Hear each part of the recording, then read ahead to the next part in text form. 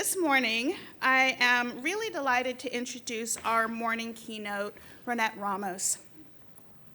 Ronnette is an attorney of over 26 years' experience lifting up the voices of the AAPI community. She currently serves as the Vice President of Programs at Asian Americans Advancing Justice, Southern California. When we began planning Rise Up, we knew we wanted to hear from diverse voices. Voices that reflect the breadth and the commitment and the values that we hold dear. I was particularly drawn to the AAPI community. And I put a call out to some of my folks, and they called others, and they called others, and then I got an email from Ronnette. We jumped on a Teams meeting like less than 24 hours later, and I knew in that moment that you and I shared the same values, the same commitment, and the same desire to make a difference for the marginalized communities that we serve. There was no doubt that you were the keynote for Rise Up. Ronnette's lifelong commitment to justice and her ability to turn values into action make her the perfect voice for us this morning. If you could all please join me in welcoming Ronnette Ramos.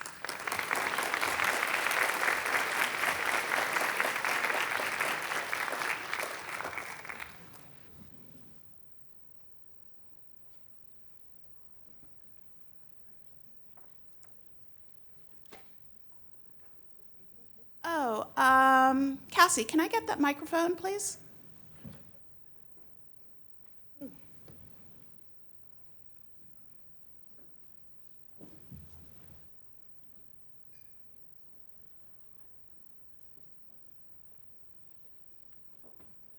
Good morning, everyone. Can everyone hear me? There we go. There we go. Before we begin, I want to invite us to arrive together in this space. If you are comfortable, please place your feet flat on the floor.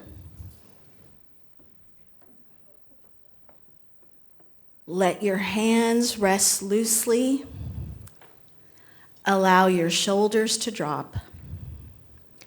Feel the chair supporting you, steady and grounded.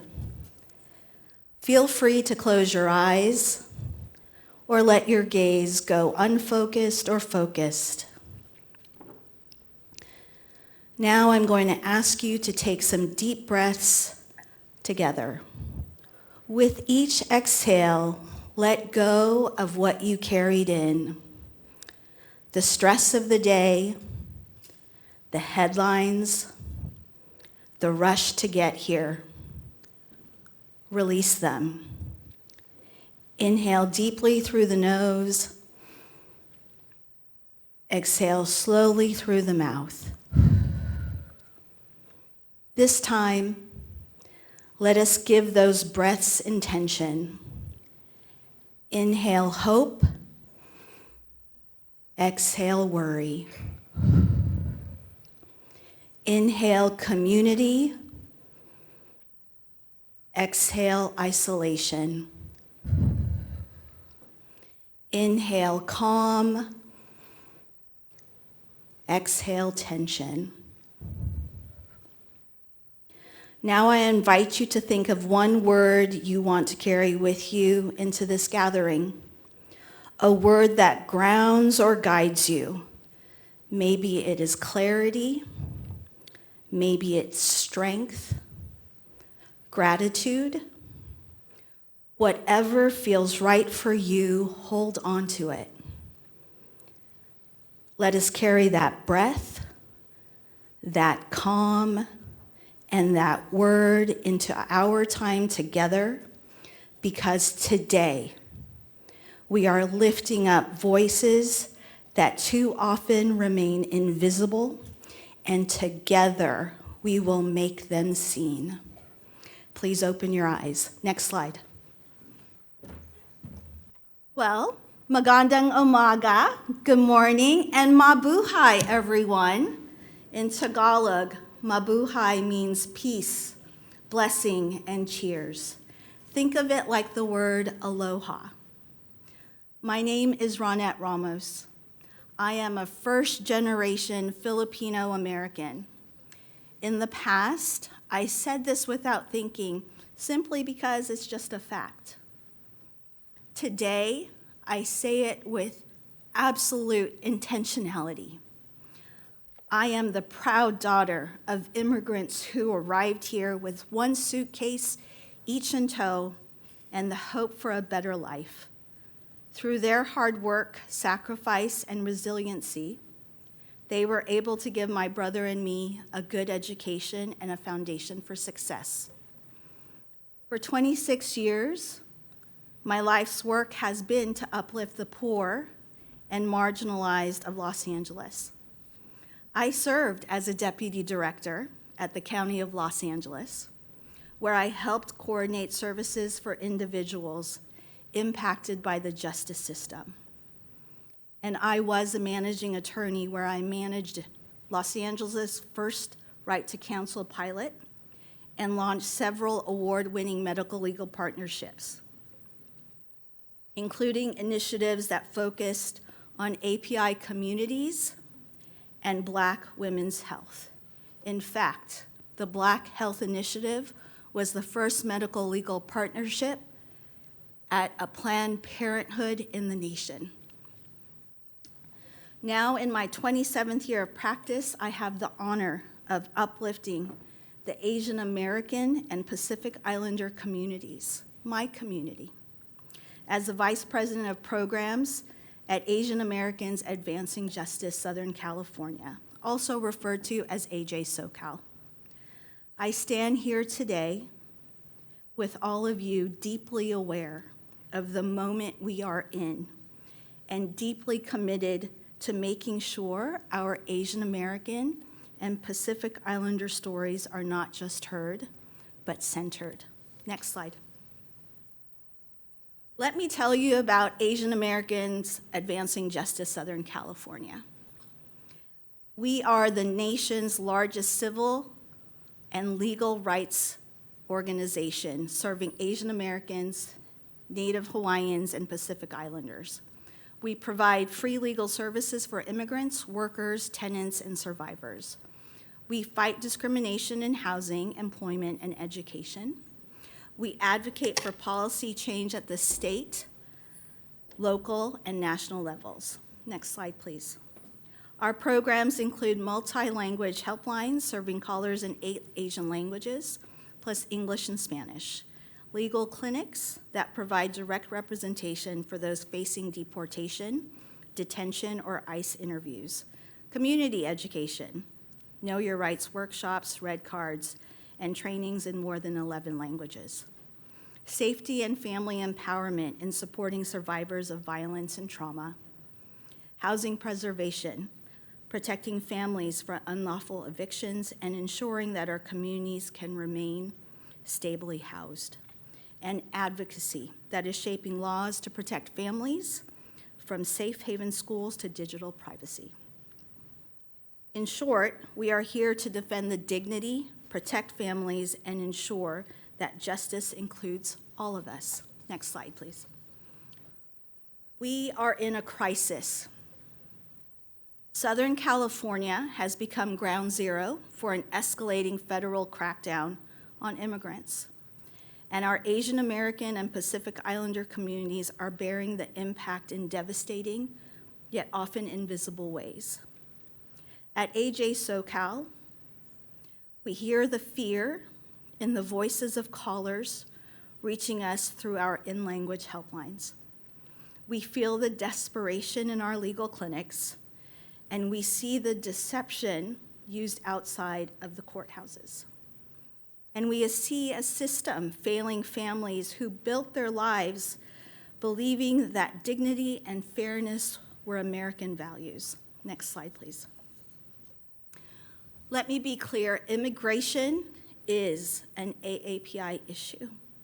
Nearly 60% of Asian Americans in the United States are immigrants.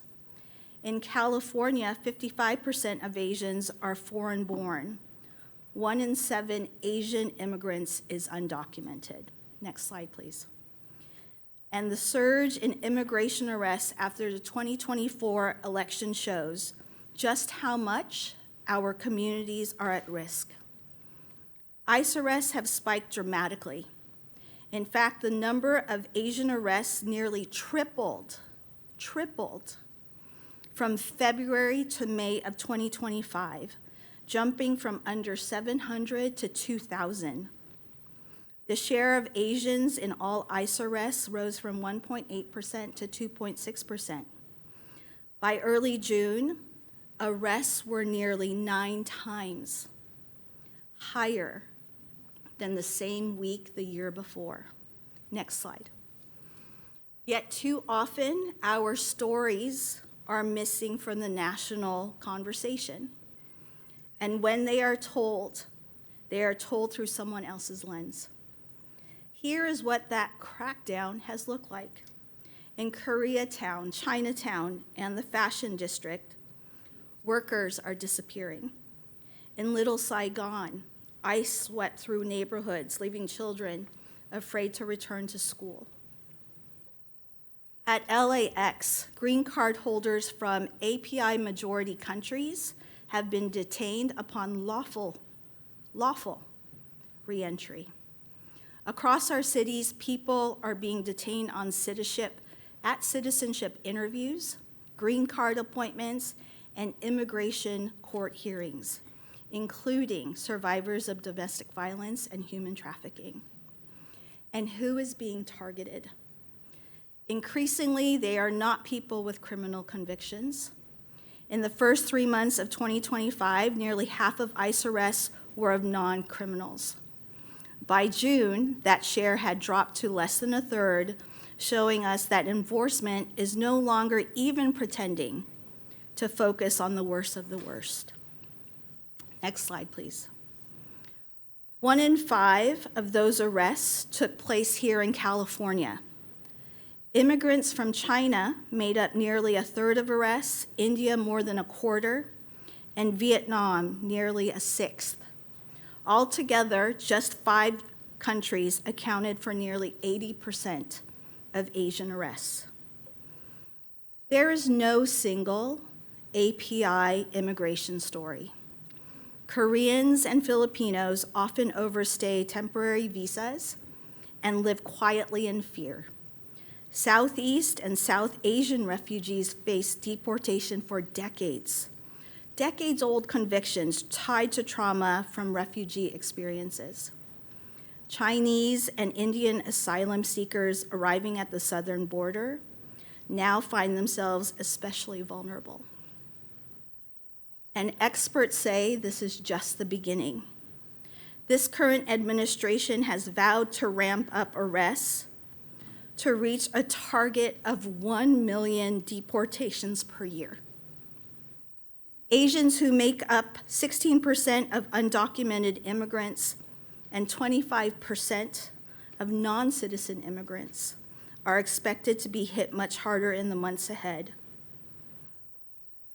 With this will likely come a resurgence of anti-Asian xenophobia, something our communities know all too well.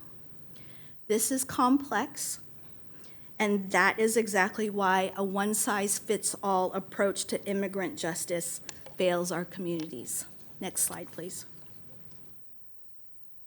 The API immigration experience is real but often invisible. Why is that? Because immigration enforcement does not always look the same for our AAPI communities. Yes, you saw the immigration enforcement raid at the huge Hyundai facility earlier this month. But for many of our people, there are no dramatic workplace raids broadcast on the evening news. Instead, enforcement shows up quietly at those routine check-ins, at a home visit, or in a courthouse hallway. It is harder to see and therefore easier to ignore. Many API immigrants entered this country legally on a student visa, work permit, or a tourist visa, only to later fall out of status. but cultural values of privacy and shame silence our stories. Next slide, please. This silence is not compliance, it is survival. Next slide, please. And deportation, especially for our Southeast Asian refugees, becomes a second punishment. People deported decades after serving their sentences, people who have rebuilt their lives and give back to their communities. We claim to believe in second chances, but then exile people who have already turned their lives around. These are not abstract numbers. These are our neighbors, our co-workers, classmates, and our family. Next slide. What is the current legal landscape? Forgive me if I get a bit emotional here. 27 years of practice, and here we are. Earlier this month, the Supreme Court issued a ruling in Perdomo versus Noem, and it was a gut punch. Why? Because at its core, it struck at the very heart of what justice is supposed to mean in this country. The court gave immigration officials broad leeway to use race, language, and even occupation as factors in deciding whom to stop. For me, this is deeply personal. I became an attorney because I believe in our justice system. I believe in the promise of our judicial system, while imperfect, can be a shield for fairness and equality. This ruling shook that belief because it codified the idea that simply being who you are, the language you speak, the way you look, and the job you hold can be grounds for suspicion. And I will be honest with you, and I share with Judy, I am afraid. I am a United States-born citizen. I am a civil rights attorney. I speak and understand English, and I know my rights. And yet, because I am brown, I know I can be stopped. If that is true for me, what does it mean for our communities who are limited English proficient? For those who do not speak English fluently, who cannot always understand what is happening, and who cannot advocate for themselves in that moment. The fear, the confusion, and the risk of being silenced or coerced is so much greater. This ruling pierced two of the strongest protections in our Constitution. It weakened the Fourth Amendment's guarantee against unreasonable searches and seizures, and it undermined the 14th Amendment's promise of equal protection under the law. For immigrant communities, this ruling is chilling, but it does not stop there.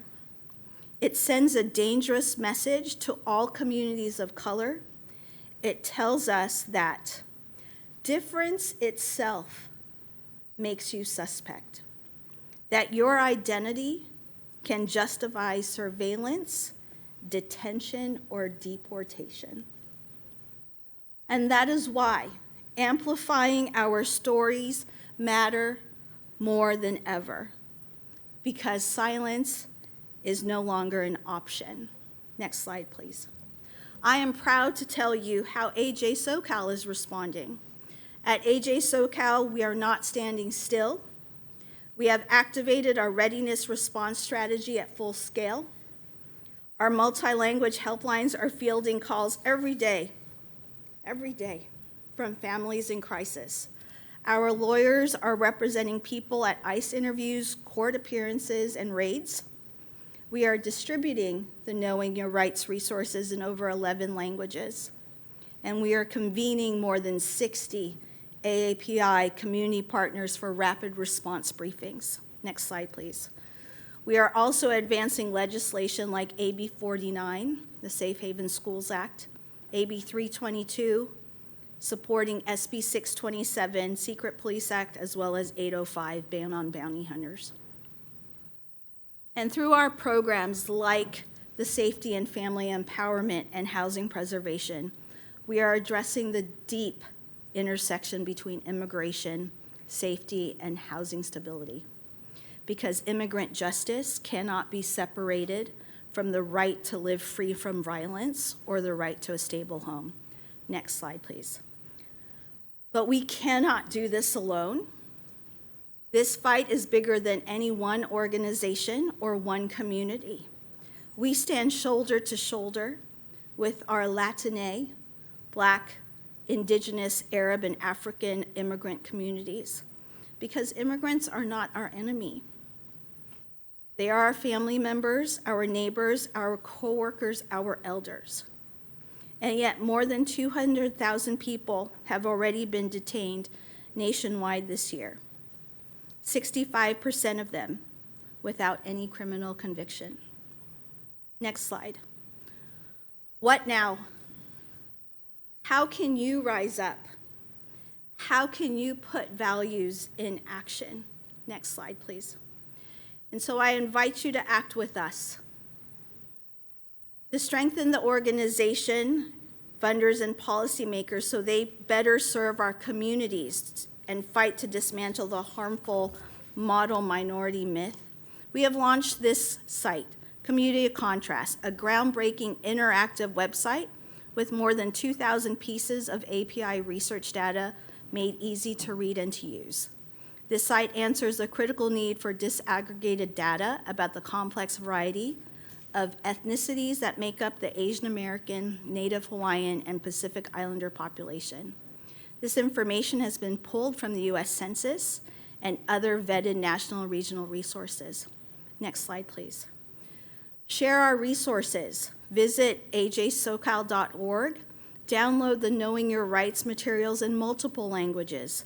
This is where you will find our resources, defend and protect yourself or loved ones by making sure you know your rights, and it will provide you guidance if you are stopped, how to avoid detainments, and more.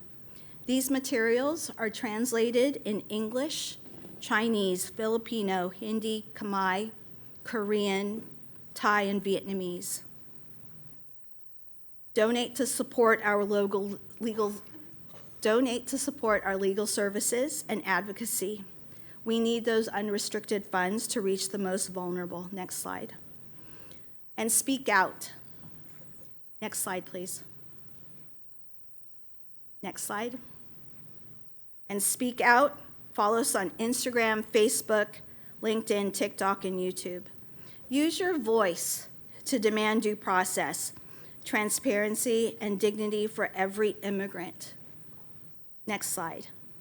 And these are our sites in the various Asian languages as well. Next slide. That was a lot, but I wanted to pause here for any questions and answers before I close this out. As allies, Hello? Okay, here we go. how can we continue to support the cause as allies and as a community and agencies? I would love that. Thank you. Just what I've been saying. We appreciate the allyships. If you are out in the community and you are a bystander, take those videos. Tell your friends, your family about the Knowing Your Rights. Knowing your rights is a beginning, even though it may not be followed. At least you can tell folks that they have rights.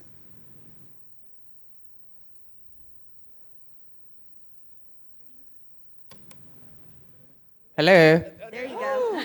Good morning.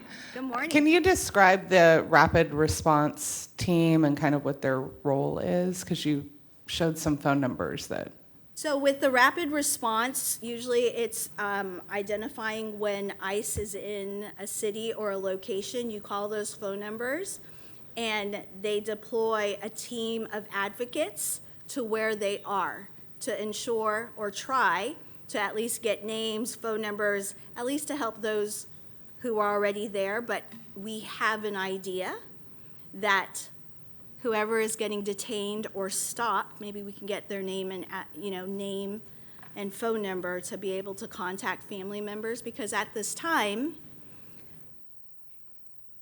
we don't know where people are being taken.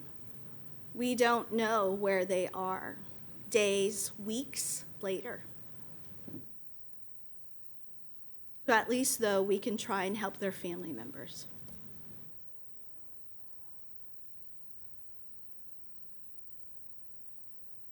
And it's at this time also I can share is that it's also not about those who are being detained or who are being deported. It's also important to take care of, and I know Penny Lane staff know this, of remaining family members. To do family planning, to do emergency planning. You have heard for those who are, for the children, to make sure that you encourage parents to change their contact or amend their contact information at schools. Maybe looking into caretaker affidavits, perhaps power of attorney, limited scope power of attorney documents. At AJ SoCal, we do those items or materials and or trainings, so we're happy to do that as well. Okay. All right. Thank you for those questions. So that was a lot. I grounded us in the beginning. I'm going to ask us to ground at the end. So before we close, I would like us to ground once again. Instead of sitting, I ask that you stand up if you're able to do so. To rise up, in fact. To take a deep breath in and ask you again to inhale hope. Exhale, release the worry. Again, inhale community. Exhale isolation.